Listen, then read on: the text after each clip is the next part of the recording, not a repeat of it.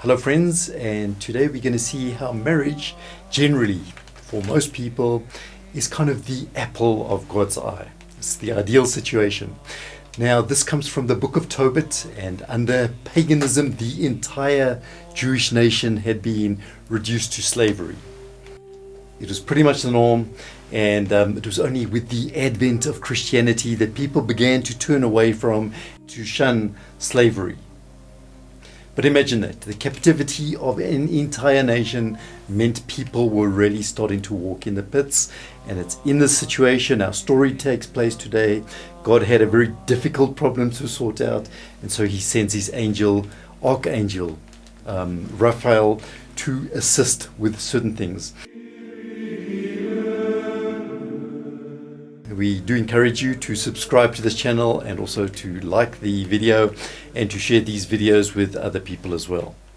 So this is an Old Testament story, and it's taken from a Tan publication, and it's called St Raphael. That's on the Archangel St Raphael. 700 years before our Lord, in the city of Nineveh, there was in the land of the Assyrians, there was this real mess happening. And yes, there were two parts of the mess.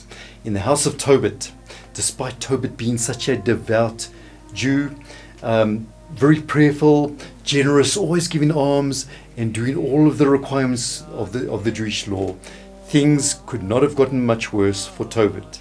Previously, he had been pretty wealthy, purveyor for the king, dealing with the king's business. But now his luck had turned. Things could not get much worse. He had gone blind as well, on top of all of these things, and so he was reliant on the alms of other people. And so he felt humiliated. In fact, he felt pretty desperate. So this is on the one hand. On the other hand, a good distance, many days, maybe weeks distance by travel, in the land of Media, there was another problem. His kinsman, Tobit's kinsman, Raguel, had a daughter who had 7 husbands. All 7 had died on the bridal bed, and her servants were now accusing her of having killed her 7 husbands. And so she felt absolutely humiliated and desperately unhappy. In both of these situations, they were both wishing the earth would just open up and swallow them. Their lives could be over. God had a problem. How was he going to turn it around?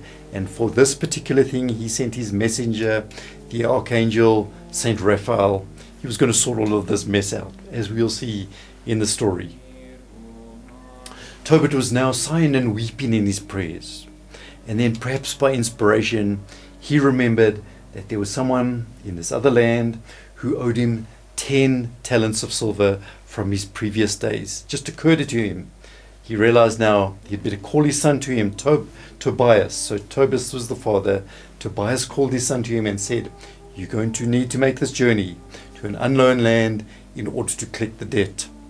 Seemingly insurmountable difficulties, because of course if you don't know the land, how do you find the person? And is a stranger likely to give a fortune to you for no good reason? So Tobias Jr. was instructed now, go outside and find a traveling companion who can help you, who knows the route. And just outside, Tobias came across a man dressed, he was already dressed for travel. He looked like an honorable sort of person. And he certainly knew the whole route to Nineveh, and introduced him to his father. And Tobit discussed it with him, eventually was satisfied. This is an ideal companion for the journey, and so Tobias and Raphael departed on the journey. After one day's journey, they came to the river Euphrates, and there, while he was working by the river, a giant fish, they say a carnivorous fish, jumped and latched onto Tobias's heel, and he was wrestling with the fish, and Raphael instructed him what to do, how to overcome the fish. Eventually he brought the fish to land, subdued it, and killed the fish. But that was not all. Raphael gave him further instructions that he needed to remove the fish's heart, its liver, and its gall, because these would be needed later on as medicine and also as a means to drive out evil spirits. Didn't say more. But of course Tobias kept these things with him. And then finally, when they arrived at the city of Rages, the angel now guided Tobias to Raguel, who was the kinsman of his father, from the same tribe, and also disclosed to him that Raguel's daughter Sarah was to become his bride.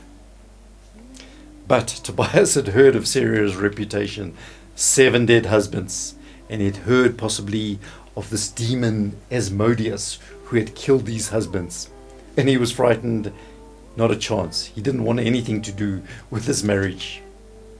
And so it took a lot of persuading by Raphael. He was able to explain to him the reasons why these other 7 husbands had died, because they had not regarded marriage as something holy, but just as a means to serve the evil passions. And if Tobias were to take Sarah for his wife, for love of God and also for posterity, that is for children, then their marriage would be blessed and happy. There were those 2 conditions. And added as well that Sarah is in fact a lovely, a thoughtful, courageous and lovely lady, and that her father loves her very, very much. And he explained these things in such a way that Tobias actually fell in love with Sarah without even having met her. They continued their journey. They met Raguel, and they proceeded now with all the hospitalities. And then finally, Raphael went on to negotiate for the marriage. And the marriage was arranged, and the bridal bed was prepared, and the festivities were delayed. They were going to continue once Raphael had returned with the debtor with the money that was owed to them. In the meantime, Raguel, the father of Sarah, went out and prepared a grave. This was going to be the 8th husband, wasn't it, who was going to die, and thought, if we bury him quickly, then no one will know any better.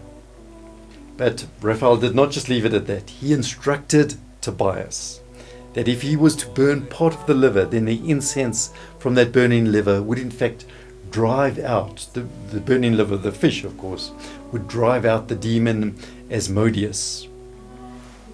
And then also instructed him that they needed to offer up in prayer the whole marriage before consummating the marriage.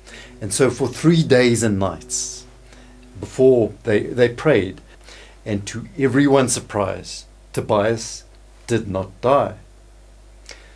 Later on, when the debtor arrived back with Raphael, that is Gabulus, he recognized Tobias, the features, he recognized the father, and willingly paid over the debt. And with those 10 silver talents, Tobias could now pay the customary marriage presents, and the marriage went ahead. Celebrations went on for a week, and then after that they now departed with all of the beasts and the goods, because she had received her dowry, which was half of the parents' wealth. And they continued journeying, perhaps took a week or weeks or months even, and then eventually they arrived back at Tobit's house, at the father's house. He greeted his father, and he also proceeded to anoint the father's eyes with the gall from the fish, which Raphael told him he should do. And at this, Tobit, the father, regained his sight. So imagine that, such an unlikely scenario. Tobias went out with nothing. He now had a wife, half of the inheritance of their family, and whatever remained from the talents, and also his father's eyesight restored. And so, recognizing all of this, they now wanted to reward their traveling companion Raphael.